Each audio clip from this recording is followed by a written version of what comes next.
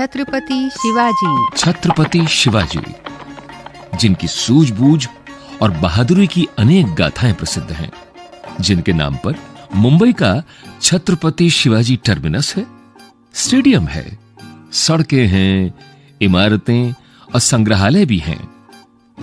जी हां, ये थे भारत के वीर और महान रणनीतिकार छत्रपति शिवाजी। इनका जन्म 19 फरवरी 1630 में हुआ। स्थान शिवनेरी दुर्ग। इनके पिता का नाम शाहजी भोसले और माताजी का नाम जीजाबाई था, जिन्हें जीजाऊ भी कहा जाता था। बालक शिवाजी किशोरावस्था तक आते आते तो वो राजनीति के हर पहलू को समझने लगे थे।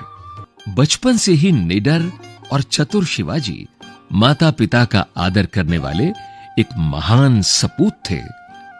साथ ही वे सच्चे मातृभूमि भक्त भी थे।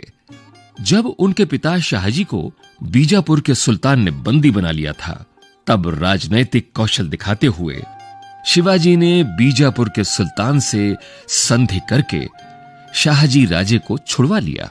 फिर पिता की छत्रछाया में रहे।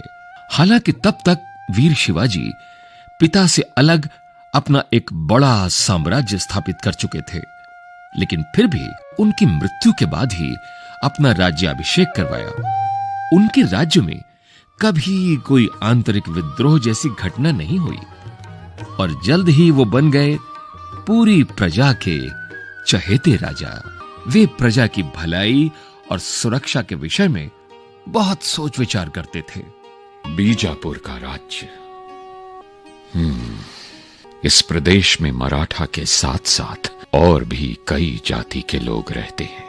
यहाँ की प्रजा बहुत दुखी है। उनमें एकता और भाईचारे को बढ़ावा देना होगा और इसके लिए सभी जाति के लोगों को संगठित करना होगा। प्रेम और भाईचारा होगा तो जनता भी पूरा साथ देगी। महाराज की जय हो। आप आइए पेशवा जी, आइए सेनापति जी, हम आपको ही याद कर रहे थे। बताइए, बीजापुर का क्या समाचार है? महाराज, बीजापुर आपसी संघर्ष तथा मुगलों के आक्रमण से परेशान है। चारों तरफ अराजकता फैल गई है। अब बीजापुर में प्रवेश करके उसके दुर्गों पर अधिकार करने का समय आ गया है महाराज। और सबसे पहले रोहिदेश्वर का दुर्ग, फिर तोरण किले पर कब्जा और फिर समझ गया महाराज, सब समझ गया। 40 से भी अधिक दुर्गों पर अधिकार करना है सेनापति जी। जी महाराज। वीरता के साथ साथ एक नई रणनीति भी बनानी होगी आपको। बिल्कुल सही फरमाया आपने महाराज। हमने मराठों की एक पेशेवर सेना का गठन करने के लिए आपसे कहा था। वो काम कितना आगे बढ़ा है, हमें विस्तार से बताइए। आपकी आज्ञा के अनुसार कई सैनिकों को उनकी सेवाओं के लिए साल भर का भुगतान कर दिया गया है महाराज। बहुत खूब। मराठा सेना अब कई इकाइयों में विभाजित कर दी गई है और प्रत्येक इकाई में 25-25 सैनिक हैं महाराज। हम जानते थे कि आप इस काम को अत्यंत कुशलता से करेंगे, लेकिन सेनापति जी, हम चाहते हैं कि एक शक्तिशाली नौसेना का भी निर्माण किया जाए। इससे हमें डच, पुर्तगालियों और अंग्रेजों के साथ साथ अन्य सभी विदेशी आक्रमणकारियों से सुरक्षा प्राप्त होगी। जी महाराज, और साथ ही समुद्री डाकुओं से कोंकण तट की रक्षा भी हो सकेगी। तो जल्द से जल्द नौसेना का काम भी शुरू कर दिया जाए। महाराज, आपकी आज्ञा के अनुसार जयगढ़, विजयदुर्ग, सिंधुदुर्ग और अन्य कई स्थानों पर नौसेना किलों का निर्माण जोर शोर से शुरू कर दिया जाएगा और 4 अलग अलग प्रकार के युद्धपोतों का भी निर्माण होगा। हमें आपसे यही आशा थी। पेशवा जी। जी महाराज। देखिएगा कि धन की व्यवस्था बनी रहे। आप निश्चिंत रहे महाराज, सेनापति जी को कोई परेशानी नहीं होगी। हमारी प्रजा की ओर से क्या समाचार है पेशवा जी? महाराज, आजकल तो पन्हाला किले की घेराबंदी की कहानियां सब एक दूसरे को सुना रहे हैं। हाँ, उस दिन तो सिद्धि जौहर की सेना ने हमें चारों ओर से घेर ही लिया था। हम समझ गए थे कि यहां बल से नहीं, युक्ति से काम लेना होगा। 2 पालकियों की व्यवस्था की आपकी योजना तो बहुत ही उत्तम थी। बिल्कुल ठीक कहा पेशवा जी आपने। एक पालकी में आपने जब अपने से बिल्कुल मिलती जुलती शक्ल के व्यक्ति शिव नहावी को बिठाकर उसे किले से बाहर भेजा तो दुश्मन तो पूरी तरह धोखा ही खा गए। दुश्मन के सैनिक उसे शिवाजी समझकर नकली पालकी के पीछे चले गए और हम 600 सैनिकों को चकमा देकर भागने में कामयाब हुए।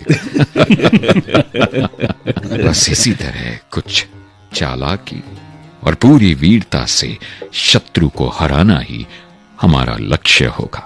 जी महाराज। अब हम सभा को यहीं विराम देते हैं। छत्रपति शिवाजी महाराज की जय। ऐसी बहुत सी घटनाएं हैं जो शिवाजी की सूझबूझ और बहादुरी की गाथा कहती हैं। छापामार युद्ध की कला शिवाजी की ही देन है। अपनी सेना के साथ दुश्मन पर आक्रमण करके पर्वतों में गायब हो जाने वाले शिवाजी, उनकी इस कला ने दुश्मन के छक्के छुड़ा दिए थे।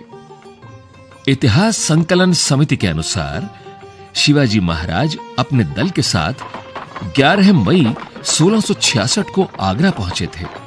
12 मई 1666 को औरंगजेब ने उन्हें नजरबंद कर सिद्धि फौलाद खां की निगरानी में रखा।